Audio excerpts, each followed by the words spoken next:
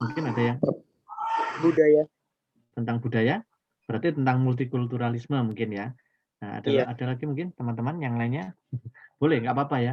Saya Interaksi minta sosial. teman-teman nanti kita di sini walaupun kita nggak bertatap muka langsung ya, saya ingin nanti suasana kelas kita itu rame gitu ya. Jadi apa namanya kita betul-betul mengikuti tema apa ini kelas ini dengan ini ya dengan apa ya dengan nggak apa-apa rame itu saya senang ya. Jadi artinya kalian aktif gitu ya. Nah boleh mungkin ada yang multikulturalisme, mungkin ada lagi berbicara tentang apa ini kira-kira ini karena di sini mungkin tentang budaya-budaya gitu ya.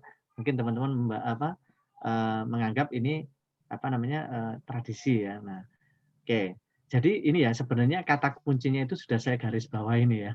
Jadi saya kasih tanda merah ini ya. Nah, ini apa namanya, jadi sebenarnya kita itu membahas tentang nah ini tentang interaksi sosial, loh kan ya. Jadi tadi yang 3 materi tadi itu kan selalu masuk di mana-mana ya.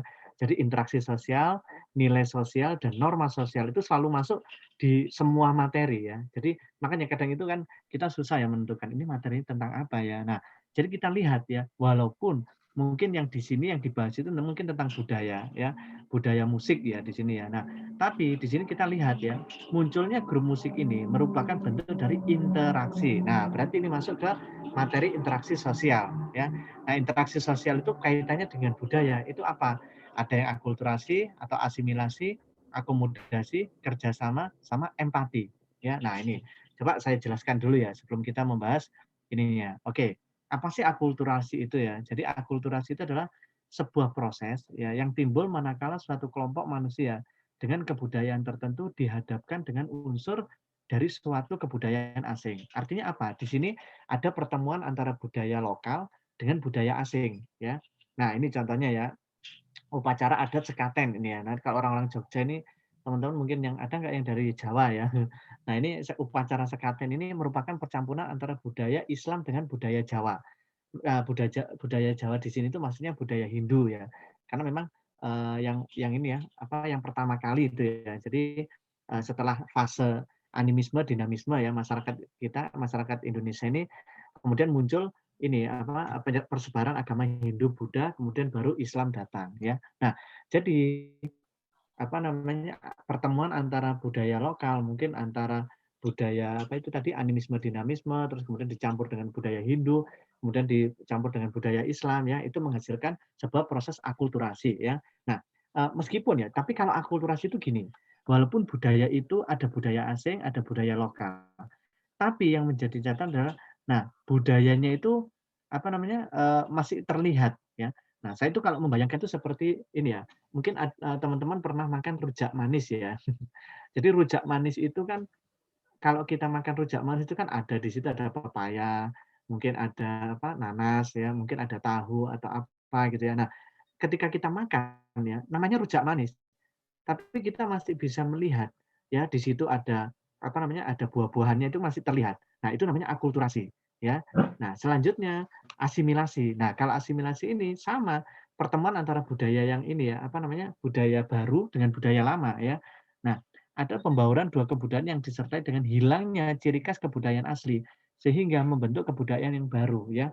Nah, ini contohnya yang paling gampang itu ya penggunaan bahasa ini ya, bahasa Inggris ya dalam kehidupan sehari-hari. Tanpa ya nggak hanya bahasa Inggris ya, mungkin bahasa Arab ya. Kan, apa ini yang sering kita gunakan ya dalam logat kita itu kan kadang kan, sorry ya, sorry sorry." Nah, sorry padahal ada kata bahasa Iya, betul. Inggrisnya sorry kan maaf ya. Nah itu. Terus kemudian mungkin kita sering mengucapkan assalamualaikum ya, daripada selamat siang, selamat pagi, selamat sore, atau selamat malam gitu ya. Nah, karena memang ada budaya-budaya itu yang ini ya, yang kita kalau teman-teman dari Sunda kan biasanya sampurasun ya, rampes gitu ya. Nah itu ya. Nah kalau yang seperti itu masih masih digunakan, nah berarti mungkin masih sifatnya akulturasi ya. Tapi kalau kalau kita itu sudah melekat dalam diri kita ya, sehingga apa ya, intinya itu pokoknya budaya yang lama itu hilang, berganti dengan menjadi kebudayaan yang baru ya. Sebenarnya ada lagi sih contoh kayak misalkan penggunaan pakaian adat ya. Sekarang coba kita lihat, pakaian adat itu kira-kira kita pakai pada saat apa? Apakah tiap hari kita pakai pakaian adat? Nah, kalau, teman-teman yang Sunda itu pakainya apa itu namanya ya, yang ada kayak, bajunya hitam itu ya, yang biasa dipakai anak-anak sekolah itu ya? Nah, Pangsi. pangsi namanya itu ya. Nah, kira-kira kita, pakai pakaian adat itu apa ya, kita pakai sehari-hari enggak kira-kira? Kalau kayak Enggak. kebaya ya. Nah, Iya. kita pakai kira-kira, gini aja wis, hari ini siapa yang pakai pakaian adat ya? Enggak Ketika kita ada. belajar nah, nggak ada kan. Pakaian yang kita pakai ini adalah produk budaya barat ya. Jadi mungkin model-model stylish-stylish-nya budaya barat. Nah, itu salah satu bentuk asimilasi ya. Jadi, budaya berpakaian kita itu mungkin sudah tidak seperti orang zaman dulu ya.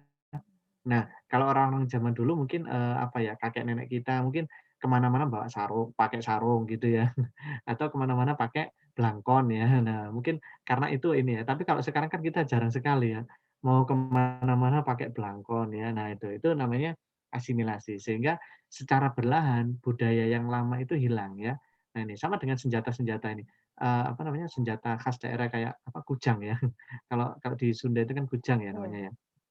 Nah, itu kan udah jarang yang tahu gitu ya, apa namanya, bentuknya seperti apa, itu mungkin ini ya. Nah, karena, apa ya, mungkin karena nggak ngenal atau gimana gitu ya. Mungkin kalau adik-adik kita yang kecil-kecil itu, kadang masih ada yang nggak ngerti ya senjata khasnya orang Jawa Barat itu seperti apa ya.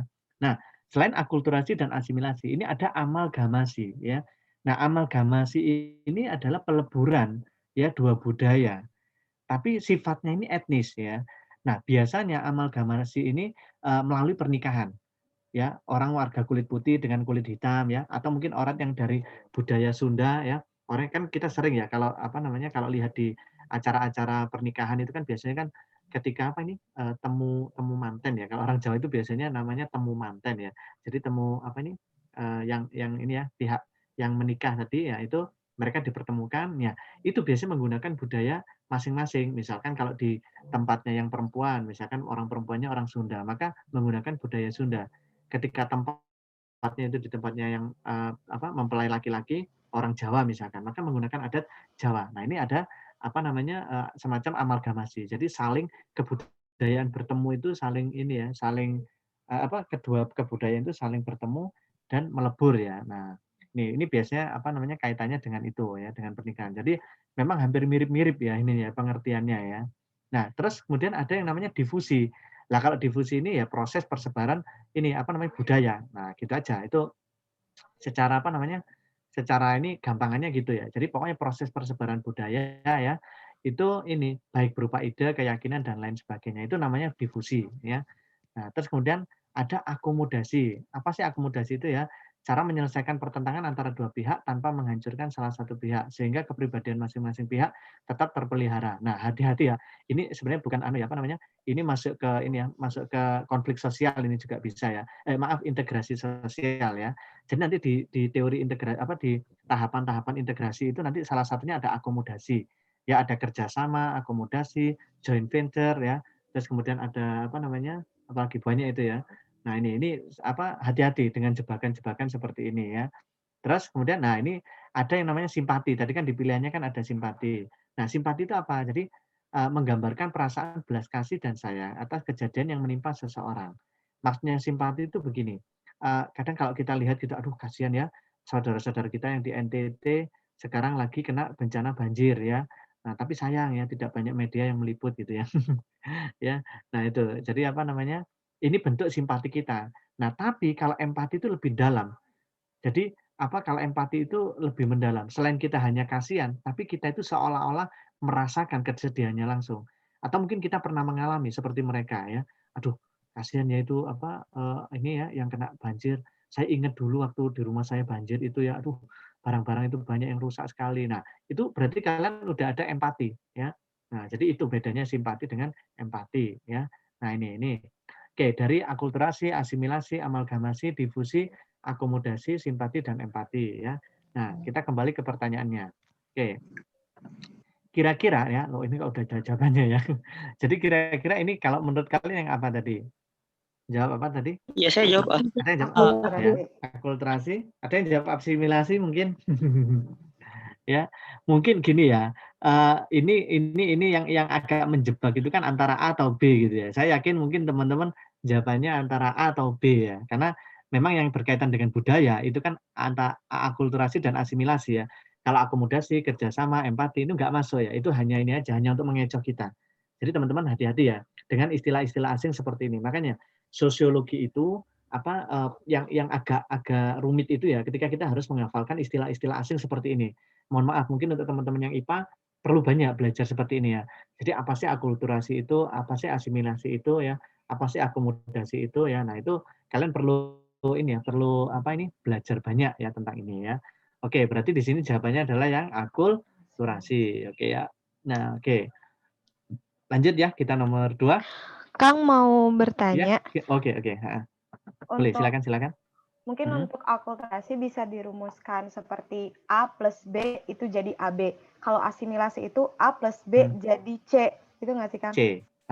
Betul. Oh iya, betul. Jadi Iya. supaya mudahnya gitu. Nah, itu salah satu triknya mungkin teman-teman kalau ingin menghafalkan mungkin ya. Jadi ini ya kalau akulturasi itu kan sebenarnya gini ya, kalau akulturasi itu kan A A plus B apa ya? Kalau dalam teori matematika A plus B sama dengan ya AB ya.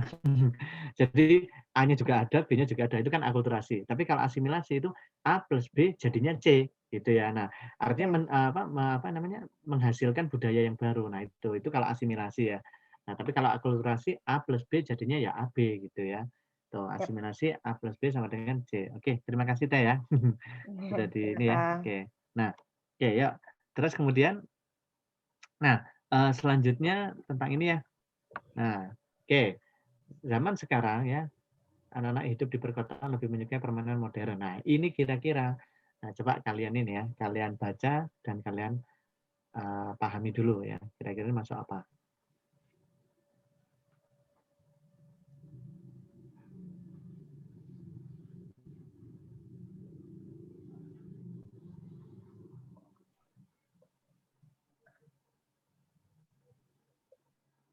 Sudah? Kira-kira yang mana ini ya? Sebenarnya mudah sih ya. Kalau kita ini ya. A mungkin, Kang. Atau B. Oke, A ada yang jawab ya atau B ya?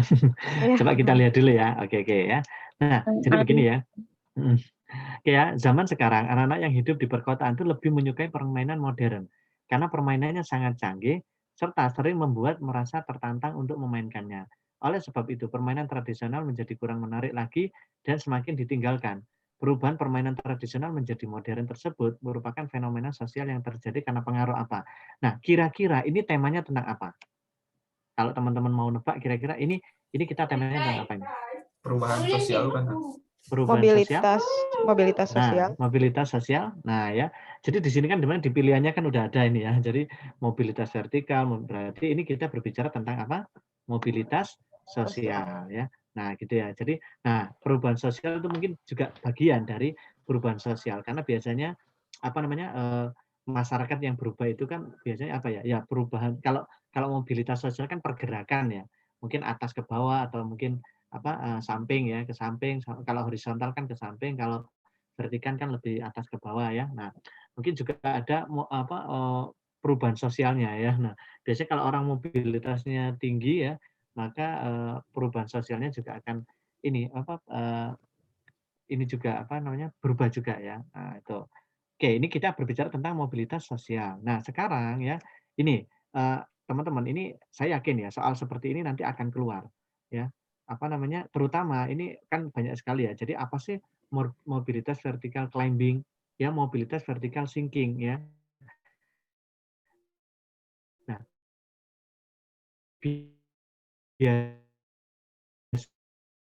biasanya memang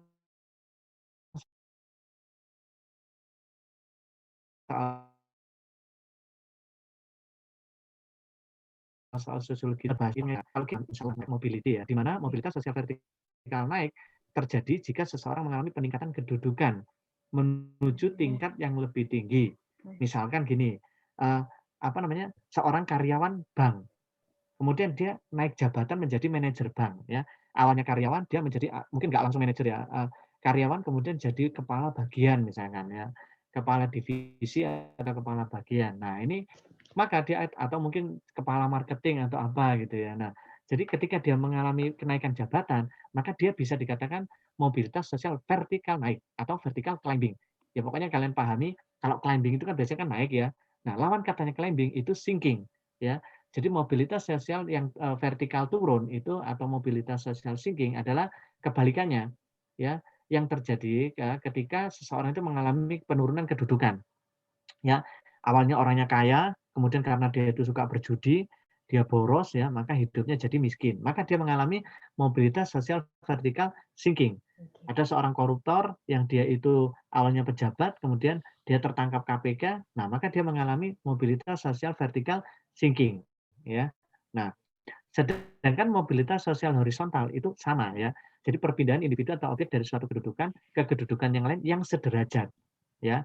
Artinya kayak misalkan saya jadi guru di SMA 3 Bandung ya. Kemudian saya pindah ke SMA 5 Bandung ya. Nah, itu maka saya sama aja kedudukan saya karena selama masih masih ini ya, masih apa itu, Guru. sama-sama jadi guru heeh, maka saya ya ini tetap horizontal, artinya nggak ada pergerakan naik atau turun, tapi stagnan gitu ya, jadi sama gitu ya. Nah, ini namanya horizontal ya. Nah, yang perlu kalian pahami itu. Nah, selanjutnya ini yang jarang mungkin ya, yang di ini ya. Jadi tentang intragenerasi sama Inter. ini sama antar itu ya, maaf ya. Inter itu atau antar generasi ya. Nah, kalau intragenerasi itu ya perpindahan kedudukan seseorang atau anggota masyarakat yang terjadi dalam satu generasi yang sama. Contohnya itu gini, kalian dengan temannya, ya, kalian dengan temannya ini kan satu generasi ya, atau kalian dengan kakaknya, kalian dengan adiknya itu masih satu generasi, ya. Nah, misalkan ini ya, ada seorang adiknya ini sukses menjadi manajer bank adiknya. Kemudian kakaknya ini hanya karyawan bank. Nah, kalau yang adiknya itu manajer bank, adiknya karyawan bank. Nah, maka di sini nanti lihat pertanyaannya. Kalau yang ditanyakan itu adalah sudut pandangnya si adik, maka si adik ini mengalami mobilitas sosial intragenerasi vertikal climbing. Nah, jadi panjang ya. Jadi mobilitas sosial intragenerasi vertikal climbing ya. Jadi dia mengalami ini ya kenaikan ya mobilitas naik ya vertikal yang climbing ya yang si adiknya ini ya. Nah, sedangkan kakaknya itu mengalami mobilitas sosial intragenerasi vertikal sinking ya. Nah, jadi seperti itu ya. Itu kalau misalkan antara adik dengan kakak ya atau mungkin dengan teman sebayanya ya. Mungkin ada yang di sini nanti jadi wirausaha ya, entrepreneurship yang sukses gitu ya. Jadi bos gitu ya. Nah, sementara mungkin temannya ada yang masih menjadi karyawan. Nah, maka kalian itu menjadi ini ya, mengalami mobilitas sosial intragenerasi yang vertikal climbing gitu ya. Nah, itu. Terus kemudian yang selanjutnya, nah ini kalau mobilitas sosial intergenerasi ya, ini antar generasi ya. Jadi perbedaan kedudukan sosial yang terjadi di antara beberapa generasi dalam satu garis keturunan ya.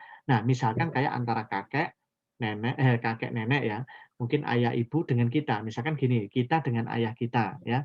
Nah, kalau ayahnya itu mungkin guru, kemudian kalian itu jadi jadi dosen mungkin ya. Nah, itu maka kalian mengalami apa itu? Mobilitas sosial intergenerasi vertikal climbing ya. Nah, karena posisi status kalian itu lebih tinggi daripada orang tuanya. Misalkan orang tuanya pedagang, kok anaknya jadi tentara. Nah, ini ya berarti kalau orang tuanya itu mengalami sosial intergenerasi, mobilitas sosial intergenerasi, vertical sinking, tapi karena kalau anaknya itu mengalami mobilitas sosial intergenerasi vertikal maaf ya, bersin ya. Jadi kalau yang siapa ini namanya? Si ayahnya tadi itu, tadi kan ayahnya pedagang ya, kalau anaknya tentara ya. Nah, ayahnya itu mengalami intergenerasi vertikal sinking, kalau anaknya itu mengalami mobilitas sosial intergenerasi vertikal climbing ya. Nah, itu kalian hafalkan. Insya Allah kalau kita ini paham, ini pengertiannya nanti soal dibolak-balik apapun nanti gampang ya. Nah, kira-kira dari sini ini paham ya kalau mobilitas sosial ini atau bingung mungkin ada yang bingung?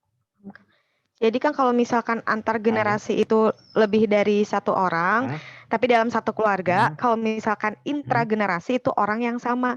Tapi bingungnya tuh masih ada di kata intra sama inter tuh kan hampir sama ya. Jadi kalau misalkan intra itu antar inter itu antar generasi gitu ya? Kalau kalau sebenarnya ini anu ya, apa, intra itu kan masih anu ya, ini antar nih ya.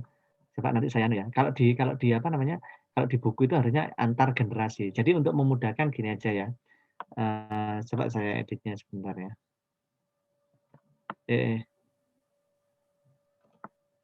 Sebentar ya, saya editnya ini ya. Jadi di sini saya pakai bahasa antar generasi aja biar nanti kalian nggak bingung ya. Nah, gini ya. Jadi apa namanya, kalau antar generasi itu kan ini ya, apa namanya, ya, yang beda generasi gitu ya. Biasanya gini teman-teman, soalnya kayak gini nih, ada kalanya nanti itu akan ada kayak pohon family apa, family tree itu loh ya. Jadi apa nih, kayak silsilah itu loh ya, pohon silsilah gitu. Iya. Nanti di situ ada ayahnya, ibunya, terus kemudian di situ nanti anaknya. Nah, nanti ditunjukkan di situ ya, si anak ini mengalami apa gitu ya, dengan ayahnya. Nah, si anak ini dengan kakaknya mengalami apa. Nah, itu nanti seperti itu ya. Jadi kalau kalau pokoknya kalau intra itu berarti masih satu generasi yang sama, artinya itu kalian dengan temannya, kalian dengan kakaknya, adiknya, nah itu masih satu generasi yang sama. Tapi kalau udah sama ayahnya, apalagi sama kakeknya, atau sama kakek buyutnya, nah nanti ada contoh soal itu seperti ini.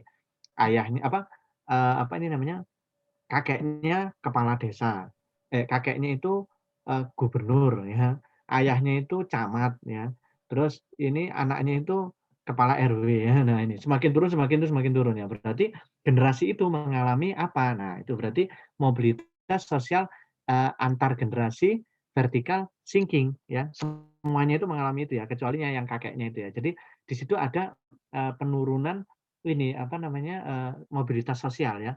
Yang kakeknya gubernur, kok ayahnya jadi camat mungkin ya, atau mungkin wali kota, terus kemudian anaknya jadi camat. Loh ini kan berarti turun kan, kedudukannya semakin generasi semakin turun, mobilitasnya juga semakin turun. Maka nanti di situ vertical sinking ya, nah gitu. Kalian sering hafalkan yang sinking sama climbing gini aja, karena yang keluar itu biasanya bukan vertikal naik, vertikal turun ya, mungkin itu terlalu mudah ya. Bisa jadi mungkin yang keluar itu yang istilah-istilah asing seperti ini ya.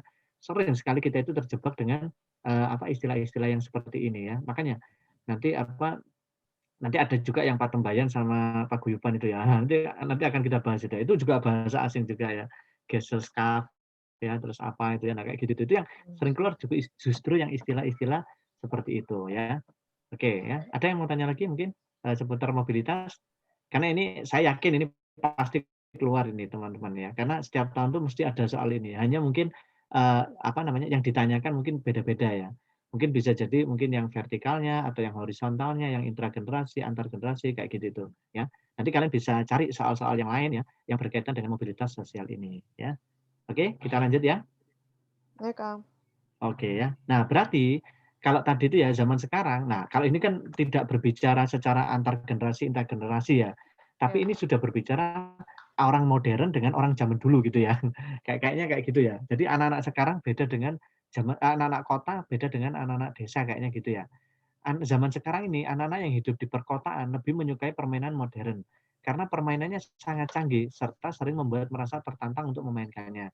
Oleh karena itu, permainan tradisional menjadi kurang menarik lagi dan semakin ditinggalkan. Nah, kira-kira perubahan ya, permainan tradisional yang tadi modern ya, apa yang dari permainan tradisional menjadi permainan modern ini ya, ini kan salah satu fenomena sosial ya. Nah, karena pengaruh apa ini kira-kira? Jelas ini ya. Global. Yang yang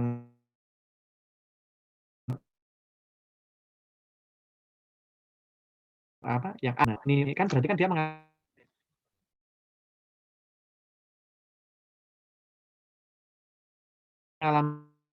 mobilitas yang naik ya, dari nah ya, oke bagus ya. Nah,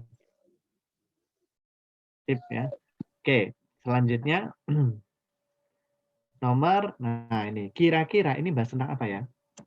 Coba, ada yang ini ya?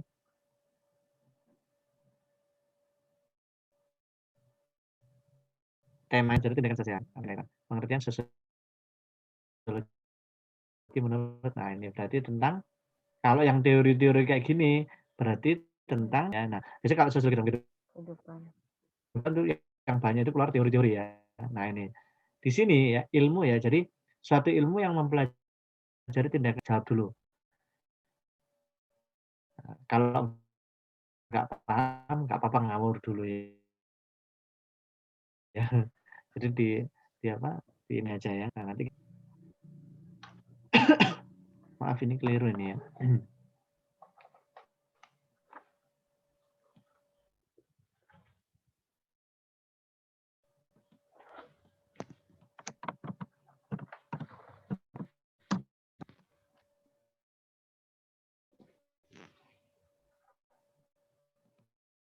Udah ya?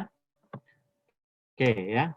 Nah, sebelum kita jang nanti kalian kalian hafalkannya gini aja ya.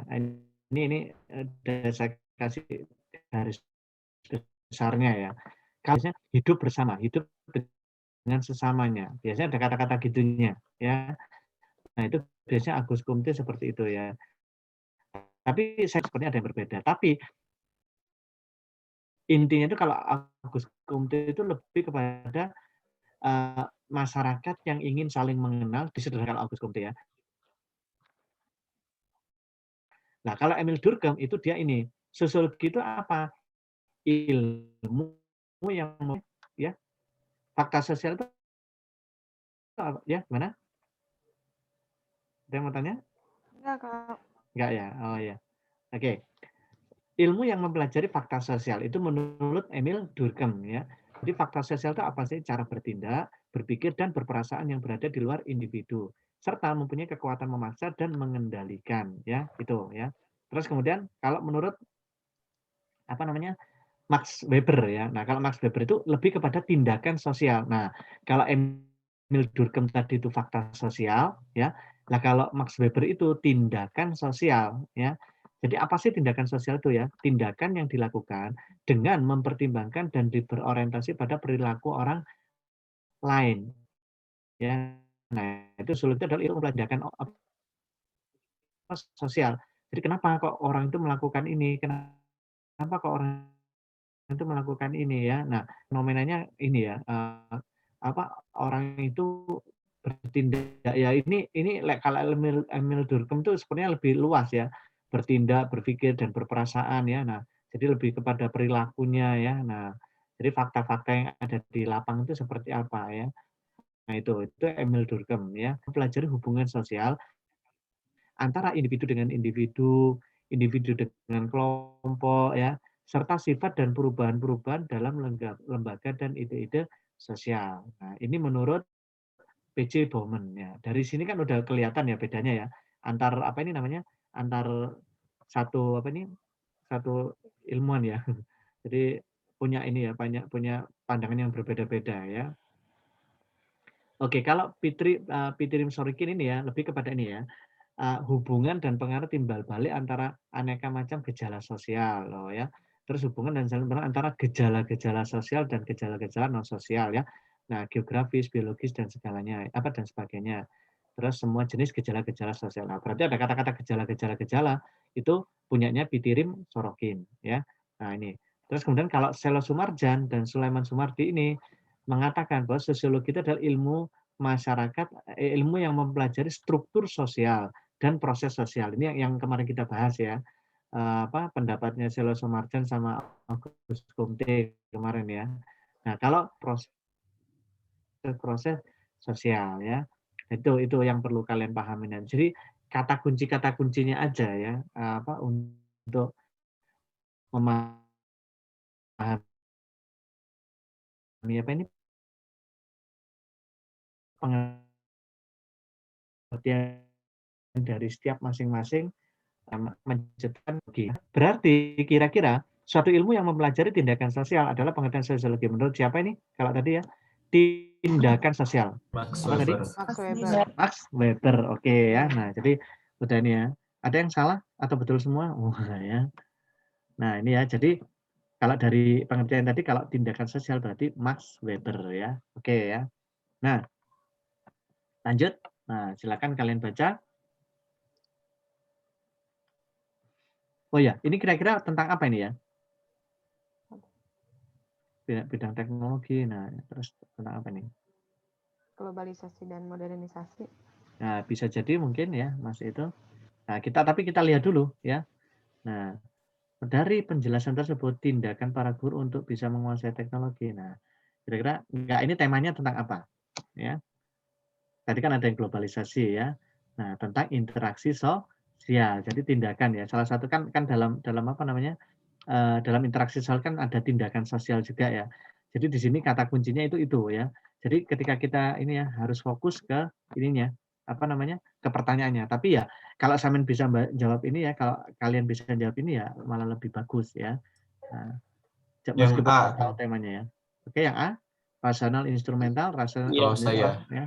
Oke ya, ya. Nah, kita lihat dulu, betul nggak ya?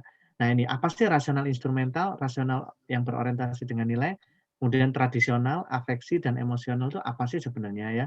Nah, hati-hati. Jadi, kadang itu ada kata-kata yang sifatnya jebakan ya. Nah, di sini oke ya, kita lihat dulu ya. Nah, menurut Max Weber itu ya, jadi tindakan sosial itu dibagi menjadi 4 ya.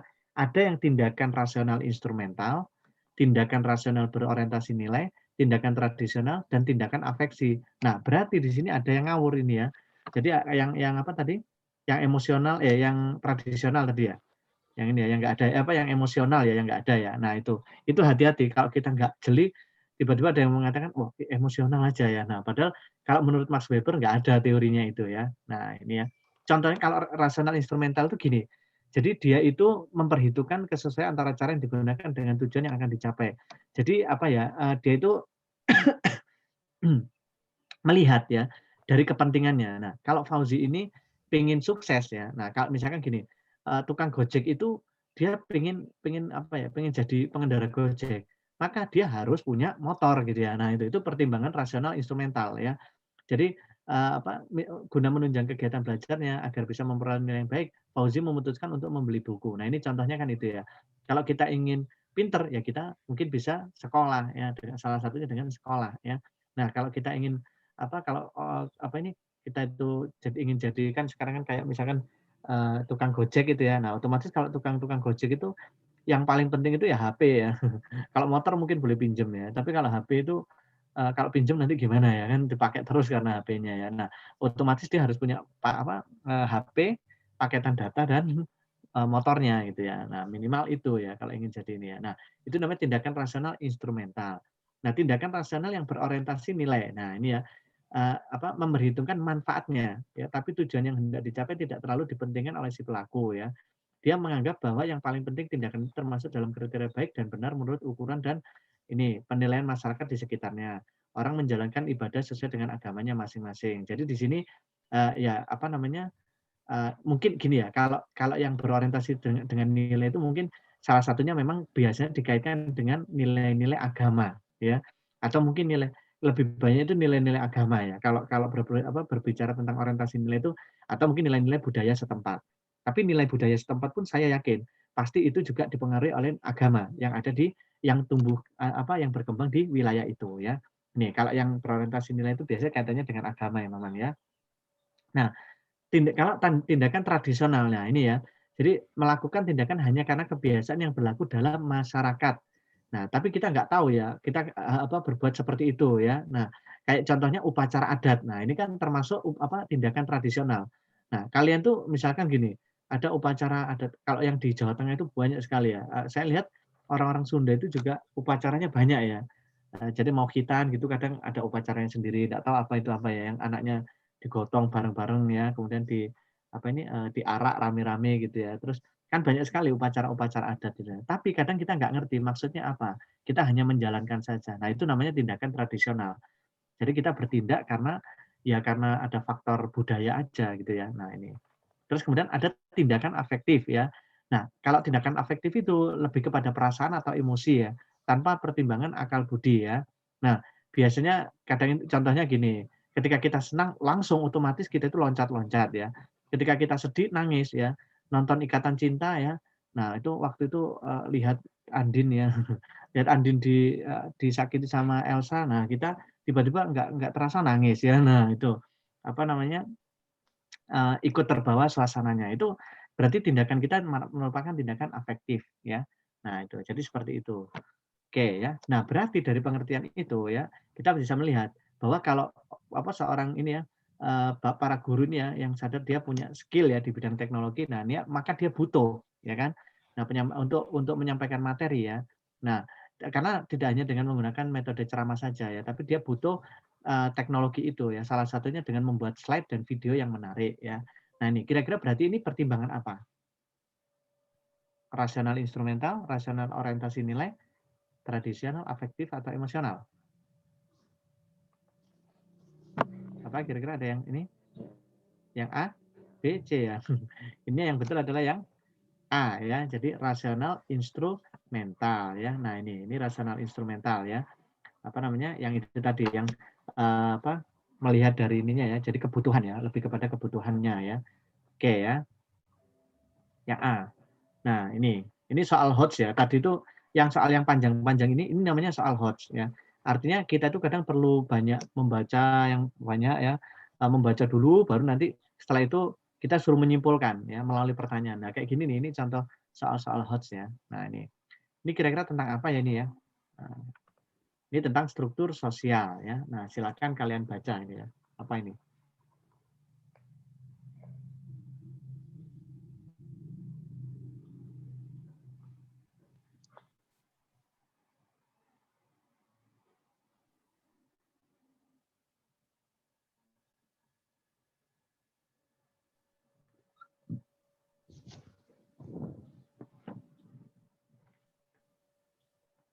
B mungkin. B ya? Ya. Nah, mungkin ya. Agak susah nih ya soalnya. Jadi ceritanya kan ini ya, almarhum Sutopo yang kerap jadi bandar daging karena dianggap miskin dan bodoh. Akhirnya dia ini. Nah, dia membuat ia bangkit dari keterpurukan, tidak ingin selalu terkungkung dengan kebodohan, kemiskinan, dan korban bully, membuat ia tumbuh menjadi anak yang lebih rajin, giat, dan berprestasi. Dalam prosesnya, ia berhasil masuk Fakultas Geografi UGM ya, dan lulus dengan gelar cum laude sampai akhirnya menjadi Kepala Humas Badan Nasional Penanggulangan Bencana ya. Nah, perjalanan hidup almarhum Sutopo dibukukan karena semasa hidupnya ia telah banyak berjuang terhadap penanggulangan bencana di Indonesia ya. Nah, kira-kira ini masuk apa ini? Kekuasaan seseorang, tingkat pendidikan, keturunan, seseorang memiliki pendidikan. Ini ya, apa namanya? Yang B ya. Nah, jadi tingkat pendidikan itu mempengaruhi. Ada yang D mungkin? D atau B? Beta atau delta? Beta. Beta ya. Nah, saya rasa ini yang B ya, karena tingkat pendidikan mempengaruhi status sosial seseorang. Alasannya kan gini ya. Nah, banyak cara yang digunakan seseorang bisa merubah status sosialnya. Nah, salah satunya itu dengan pendidikan, ya kan? Nah, karena dengan pendidikan itu kita kan gini ya. Ini apa namanya tentang ya, apa struktur sosial mungkin bisa masuk ke ini juga perubah apa status sosial, stratifikasi juga bisa, status sosial juga bisa. Terus kemudian apa tadi itu apa ini struktur sosial ini kan salah satunya kan stratifikasi ya. Jadi stratifikasi sama mobilitas sosial mungkin juga bisa ya. Yang awalnya dia itu miskin, kemudian dia berubah menjadi kaya dia menjadi sukses ya karena dia ini. Nah, memang mobilitas sosial itu banyak sekali ininya ya. Struktur sosial, mobilitas sosial itu banyak sekali ininya apa namanya jalannya gitu ya. Jadi bisa melalui ya mobilitas sosial itu bisa melalui apa namanya ekonomi ya, pendidikan ya. Nah, kalau terus kemudian apa mungkin lewat apa partai politik ya. Nah, terus kemudian lewat apalagi kan banyak ya yang membuka untuk kita bisa naik ya, strata kita itu bisa naik ya. Nah, itu banyak sekali jalannya gitu ya. Nah, salah satunya yang digunakan si almarhum Sutopo ini melalui pendidikan ya kan. Nah, dengan pendidikan ya, bahwa pendidikan itu akan mempengaruhi status seseorang ya. Nah, kalian pun nanti akan seperti itu ya. Kalau kita punya pendidikan yang tinggi, insya Allah kita itu akan dipandang oleh masyarakat itu ini ya menjadi orang yang terpandang lah ibaratnya ya. Nah, tapi harus sesuai dengan perilaku kita ya. Karena tidak semua masyarakat itu melihat dari pendidikan kita ya. Nah, ya, tapi kalau di dunia akademisi ya, kayak di kampus-kampus gitu, orang yang punya gelar yang tinggi dia akan ini ya, dia akan punya jabatan yang tinggi juga biasanya gitu ya. Nah itu. Oke ya. Nah, berarti ini yang B ya. Jadi tingkat pendidikan mempengaruhi status sosial seseorang. Oke, good, bagus ya. Nah, kalau yang ini kira-kira tentang apa ini?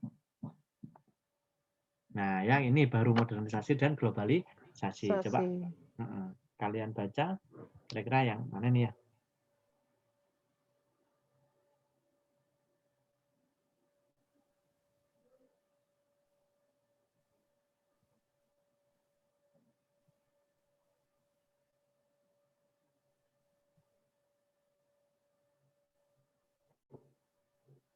Hati-hati ya, hati-hati terkecoh ya.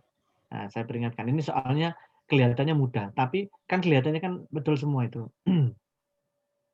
Tapi kita harus paham ini ya, ini salah satu soal hot juga ya. Kita harus paham pertanyaannya.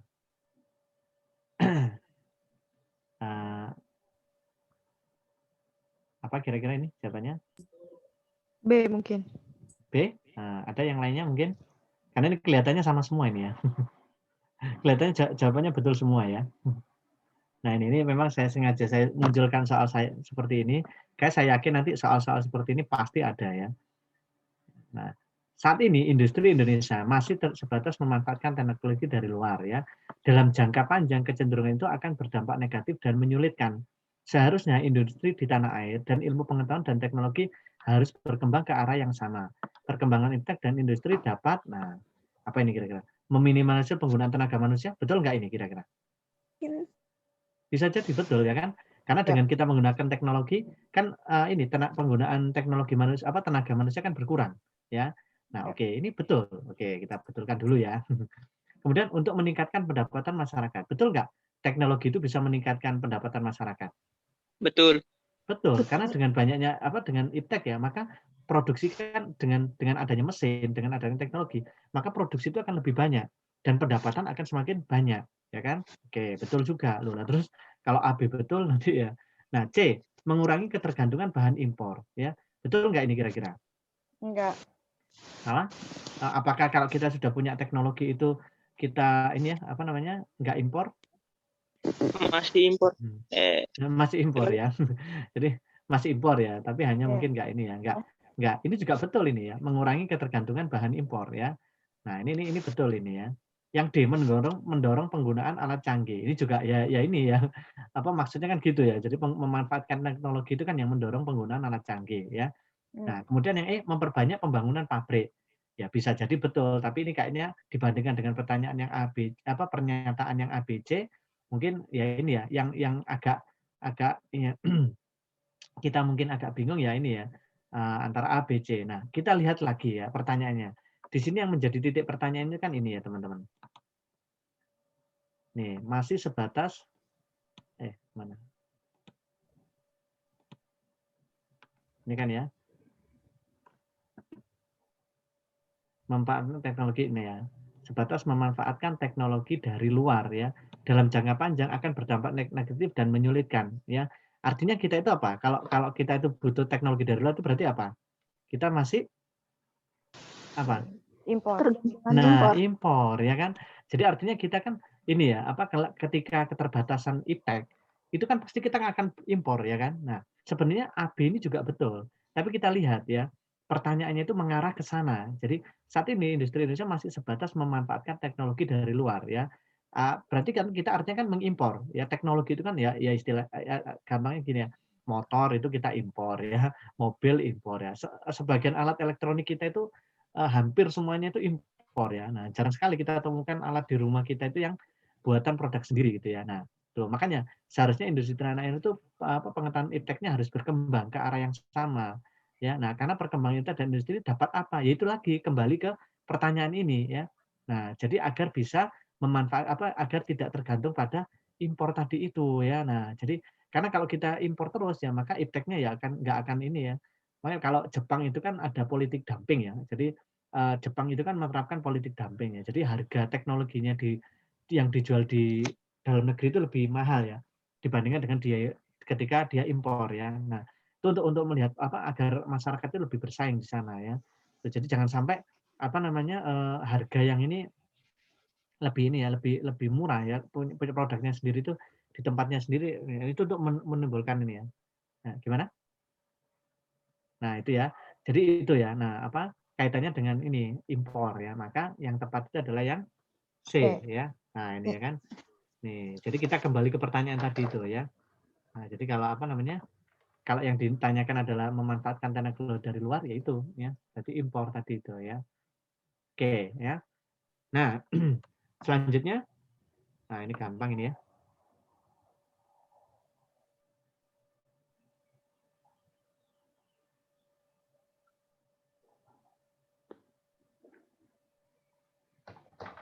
Nah, ini tentang diferensiasi. Nah, ini sudah kata-kata diferensiasi, berarti tentang diferensiasi sosial ya.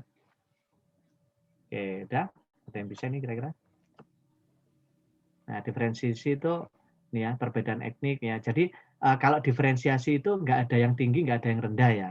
Jadi kalau stratifikasi kan ada yang tinggi, ada yang rendah ya. Tapi kalau diferensiasi itu hanya perbedaan saja ya. Jadi salah satunya perbedaan itu kaitannya dengan sara, suku, agama, ras. Nah itu. Jadi kita menganggap bahwa semua budaya itu sama, agama itu semua sama, bahasa itu semuanya sama, etnik itu juga sama. Artinya nggak ada yang lebih rendah, nggak ada yang ini ya. Kalau dulu kan masih ada apartheid gitu ya, politik apartheid ya, tentang apa ini yang di Afrika itu ya, yang siapa Nelson Mandela ya, yang ini ya, tokohnya itu ya yang menentang apartheid itu ya. Nah itu tapi di sini sudah mulai di ini ya, disamakan ya. Makanya namanya diferensiasi. Jadi perbedaan itu tidak mengurangi ini ya, stratanya manusia, kedudukannya manusia ya. Nah, Anda dari suku Jawa, suku Sunda sama kita ya. Oke. Nah, di sini ada dua ya diferensi itu ya. Jadi ada yang ini ya yang disebabkan oleh perbedaan adat istiadat atau custom differentiation ya. Nah, ada yang diferensi yang disebabkan oleh perbedaan struktural ya. Karena mungkin punya ini ya secara ekonominya ya, politiknya mungkin ya. Nah, di antara itu yang berbeda ya. Perbedaan tersebut seringkali berpengaruh pada perbedaan sistem kepercayaan ya, sistem nilai, pandangan hidup dan perilaku sosial ya, cenderung menimbulkan konflik atau perpecahan sosial ya. Nah, ini biasanya ini kaitannya dengan konflik sosial ya. Jadi memang sebenarnya kan etnik ya, suku, ras, agama itu kan sama. Tapi terkadang ini menimbulkan konflik karena apa? Karena ada ini etnosentrisme. Nah, ya, apa itu etnosentrisme? Jadi orang yang menganggap budayanya itu yang paling baik, ya kan? Ya, terus kemudian ada primordialisme ya. Orang yang kuno ya yang menganggap budayanya itu yang ini ya kepercayaannya ya dia ini ya dia laksanakan. Jadi nggak mau menerima budaya dari luar ya. Nah itu. Jadi adanya primordialisme, kemudian etnosentrisme. Nah, ini yang menyebabkan terjadinya konflik tadi ya. Nah, sebenarnya ini masuk diferensi karena ini suku ras agama itu sama ya. Nah, tapi hanya saja itu terkadang ada orang yang menganggap rasnya lebih baik ya, sukunya lebih baik ya itu tadi. Makanya itu yang menyebabkan sara ya. Oke, berarti kalau dari pernyataan ini kira-kira perbedaan adat istiadat dan perbedaan struktural yang mana nih? Yang ini ya. Berarti cuma dua ya. Nah, hati-hati ya. Jadi struktural atau adat istiadat itu aja ya. Yang ini hanya mengecoh saja ya. CDE ini mengecoh ya.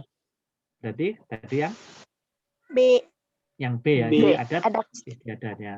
Oke. Nah, oke ya. Nah ini. Jadi apa namanya hati-hati ya. Nanti kalau menjawab pentingnya kita memahami materi itu ya. Karena sosiologi itu banyak gitu-gitu ya. Kadang ada yang agak ngawur gitu ya. Jadi apa namanya kadang ya kayak gini nih dimasukkan gitu ya. Jadi untuk mengecoh kita aja ya. Nah, susahnya sosiologi itu di sana. Oke, selanjutnya nomor 8. Nah, ini ya. Ini kira-kira kalau sudah ada paguyuban, patembayan, kira-kira apa ini yang bahas tentang apa ini? Ada yang tahu mungkin? Tentang ini ya, sudah ada tulisannya nih, kelompok sosial loh ya. Jadi kita sedang berbicara tentang kelompok sosial ya. Jadi kelompok sosial itu kan ada in group, out group, primer, sekunder, terus apalagi itu ya. Banyak sekali ya. Salah satunya nanti, nah ini yang ada di ini. Kelompok sosial yang memiliki ikatan kesetiakawanan ya, yang sangat kompak dan sifatnya kekeluargaan. Kira-kira apa namanya? Ada yang tahu ini? Nah, A, B, C, D, E ya. Ada yang mau jawab? Boleh, silakan ya. Biar nanti kita sama-sama paham ya. Paguyuban, patembayan ya. Nah, ini antara dua aja. Ya, kalian pilih antara paguyuban atau patembayan ya. Nah, kekerabatan, leluhur, klan itu nggak masuk ya. Nanti itu hanya untuk mengecoh kita aja ya. Nah, jadi apa sih paguyuban itu ya? Ini paguyuban. Nah, biasanya yang keluar itu bukan paguyuban, tapi Gemenskap. Nah, ini loh ya. Jadi kalian kayak bahasa-bahasa gini juga kalian hafalkan ya. Jadi Gemenskap ya, Geselskap ya. Nah, apa bedanya Gemenskap, paguyuban dengan patembayan? Kalau paguyuban itu, dia itu punya ikatan yang kuat, ya. Jadi hubungannya itu karena dia itu punya ikatan yang kuat. Misalkan dari suku bangsa yang sama, dari garis keturunan yang sama, ya. Kayak kita dengan keluarga kita ya, atau mungkin, apa ini, dengan saudara-saudara kita ya, mungkin saudara dari ayah, saudara dari ibu ya, nah itu. Terus saya itu sering kalau di masyarakat Sunda itu kan kayak punya paguyuban, pasundan. Nah itu ya, kenapa kok mereka dikatakan paguyuban? Kok bukan patembayan aja ya? Karena apa? Karena mereka punya ini ya, karena orang-orang Pasundan itu kan mereka dari tanah Pasundan ya, dari tanah yang sama gitu ya. Nah orang-orang Sunda itu, nah mereka dari suku yang sama, maka dia punya paguyuban ya. Jadi punya ikatan batin yang kuat ya. Nah, biasanya kelihatannya itu ketika kita ke luar negeri gitu ya. Kita ke luar negeri, ada orang yang sekilas kok tiba-tiba ngomongnya pakai bahasa Jawa atau pakai bahasa Sunda. Kita langsung noleh, loh, wah kita kan rasanya kan senengnya ini ya, walaupun kita awalnya nggak kenal ya, tapi kan kita kan seneng gitu ya. Oh ternyata kita punya saudara di sini ya, walaupun kita awalnya nggak kenal gitu ya. Nah itu namanya paguyuban ya. Nih, jadi biasanya kan, kaitannya dengan kekeluargaan ya, ini rukun tetangga dan lain-lain yang biasanya masih ada ikatan yang kuat ya. Nih, biasanya masyarakat desa kayak gini nih, paguyuban gini nih ya. Nah, kalau patembayan itu dia hanya ini aja. Jadi dia itu hanya karena ini ya,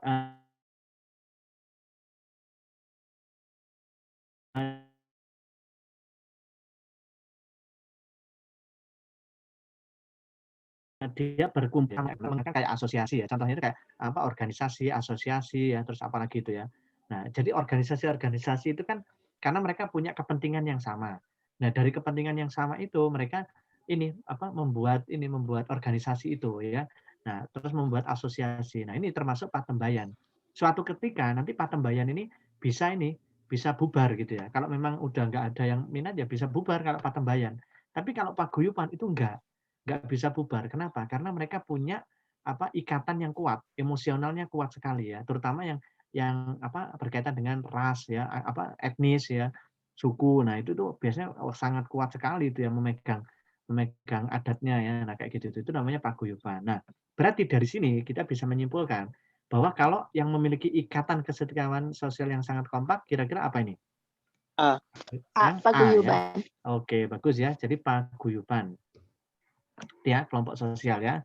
Oke, gampang insya Allah ini ya, kalau kita paham ya. Nah, nanti apa dihafalkan aja, Gesellschaft sama Gemeinschaft ya. Nah, Gemeinschaft sama Gesellschaft ya.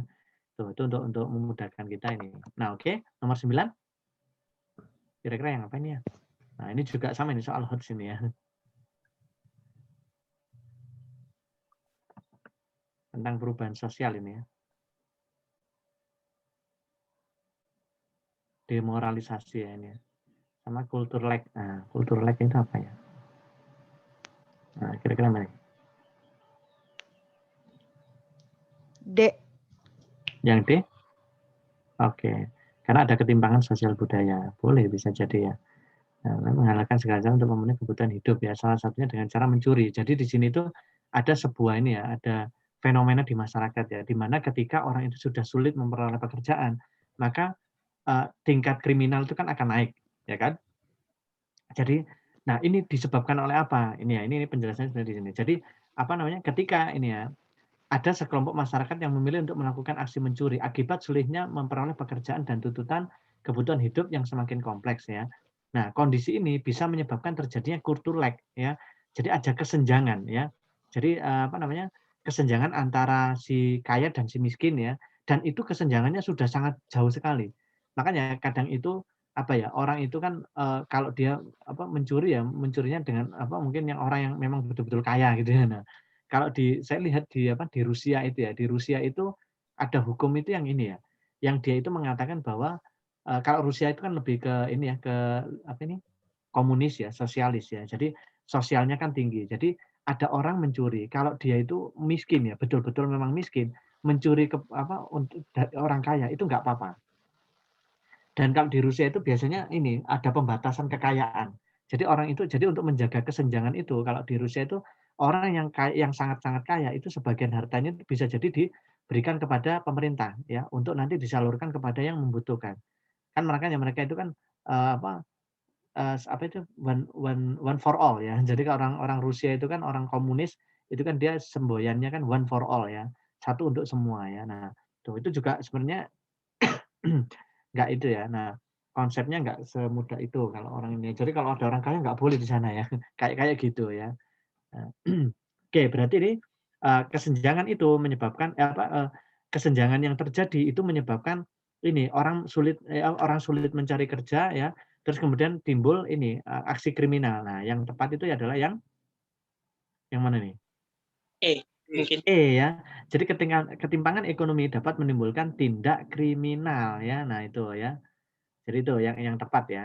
Jawabannya yang ya. Nah, ini. Oke. Jadi memang hampir mirip-mirip semua ya anunya ya. Jadi kriminalitas dapat menekan tindakan ketimpangan sosial. Masalah ini nggak anu ya, sesat ini ya. Tindakan kriminal dipicu oleh ketimpangan sosial budaya. Sebenarnya ini juga betul ya, tapi ada yang lebih tepat ya. Karena di sini kan yang ditanyakan ketimpangan ekonominya. Ya, bisa menimbulkan tindakan kriminal. Jadi bukan kriminal dulu ya sebenarnya ini dipicu karena ada ketimpangan sosial budaya. Enggak ya, karena yang bermasalah bukan di sosial budayanya ya, tapi di ekonominya ya. Oke, berarti yang yang lebih tepat. Oke ya. Selanjutnya. Nah, ini kira-kira apa ini? Ini integrasi ya, konflik dan integrasi ini ya. B ya. Jadi koersif ya. Koersif itu apa koersif itu? Secara paksaan. Jadi dengan paksaan, dengan kekerasan ya. Jadi ada 4 ya sebenarnya jenisnya itu ya. Ada 3 ya. Jadi ada yang sifatnya koersif, normatif, dan fungsional ya. Jadi kalau yang integrasi sifatnya koersif itu memang harus dipaksa ya. Karena kalau nggak gitu nggak bersatu gitu ya. Nah, si Satpol PP ini dia menggusur pedagang kaki lima itu dengan cara yang koersif ya, dengan seperti itu ya untuk menertibkan gitu ya. Tapi kalau yang secara normatif itu biasanya ini ya seperti ajaran-ajaran agama ya. Jadi melalui kayak mungkin bisa jadi mungkin ceramah, bisa jadi mungkin dengan pengajian-pengajian kayak gitu tuh ya. Nah, jadi penyaluran integrasi sosialnya melalui seperti itu, melalui nilai-nilai ajaran agama ya atau mungkin nilai-nilai budaya juga sama ya. Terus integrasi sosial fungsional merupakan integrasi yang sering memenuhi perannya masing-masing ya. Kayak di dalam anggota kita ya, dalam anggota keluarga itu kan punya peranan masing-masing. Ayah itu apa, ibu itu apa perannya ya. Nah, itu nanti bisa untuk ini integrasi ya. Jadi menyebabkan adanya integrasi sosial integrasi di dalam keluarga kita. Nah, itu ketika kita itu tahu fungsi dan peran masing-masing gitu ya. Nah, jadi kalau kita punya peran ini ya, makanya kalau Anda sebagai seorang pelajar, maka apa yang dilakukan oleh pelajar? Apakah tawuran? Apakah main ini ya, kebut-kebutan di jalan? Nah, itu ya. Itu kita harus tahu fungsi peran kita apa gitu ya. Nah, ini di sini saya tambah ya. Jadi ini ada proses integrasi ya menurut Nimkov ya. Ini ya, karena sering keluar kalau nggak salah yang ini ya. Jadi biasanya urutan akomodasi itu apa? Mulai dari urutan integrasi itu mulai dari akomodasi dulu ya. Jadi ada upaya untuk menyatukan tadi ya. Terus kemudian di situ ada kerjasama. Ya dari kerjasama nanti muncul koordinasi. Nah koordinasi ini berarti udah makin kuat. Nah nanti setelah koordinasi udah bersatu, maka akan nanti muncul asimilasi ya. Nah ingat asimilasi tadi itu kan udah berbaur ya, jadi budayanya udah jadi satu ya. Nah, itu biasanya kalau udah nggak kelihatan si A si B ya, maka itu sudah namanya asimilasi ya. Jadi kalau nanti kita melihat kelompok A, kelompok B ya, awalnya kan maaf ya, mungkin saya kayak di Pilpres itu kan gitu ya. Jadi yang A ya, kelompok A apa, kelompok B apa itu ya. Nah, itu ini kalau sudah selesai ya udah, maka kelompok A dan kelompok B harus berasimilasi lagi ya. Jangan kelihatan A sama B gitu ya. Nah, itu untuk menjaga integrasi. Nah, seperti itu ya. Oke, ini ya teman-teman. Mungkin 10 soal dulu ya yang kita bahas ya. Karena mungkin keterbatasan waktu ya. Semoga mungkin dari 10 soal ini mungkin sedikit banyak membantu kita ya untuk lebih memahami soal-soal ini ya nanti yang akan muncul di SBMPTN ya di UTBK nanti soal-soal UTBK ya. Nah, nanti akan kita lanjutkan mungkin di pertemuan selanjutnya juga sama ya. Kita langsung pembahasan soal seperti ini. Kira-kira kalau seperti ini gimana? Teman-teman nyaman nggak kalau kita langsung bahas soal ini? Atau mungkin butuh materinya atau gimana? Nyaman, Kang. Enak seperti ini. Kayak gini aja kan. Kayak Lebih gini baik ya. seperti Jadi, ini, Kang. oke ya, berarti kalau nanti kita untuk pertemuan selanjutnya kita lebih banyak seperti ini ya. Jadi kita kita bahas satu soal mungkin ya nggak apa-apa agak panjang, tapi yang penting kalian tahu gitu ya, sambil nanti merefresh ulang lagi ya. Oke, mungkin itu yang bisa saya sampaikan ya adik-adik. Untuk selanjutnya mungkin saya serahkan kembali ke Teh Dea. Mangga Teh Dea. Ya, makasih banyak Kak Huda atas pemateriannya, luar biasa. Alhamdulillah diringkas banget ya Kak ya. Jadi dapat memahami sosiologi dengan cara yang sederhana. Terima kasih banyak Kak Huda atas pemateriannya. Karena KBM kita telah berakhir, mari kita membaca Alhamdulillah bersama-sama.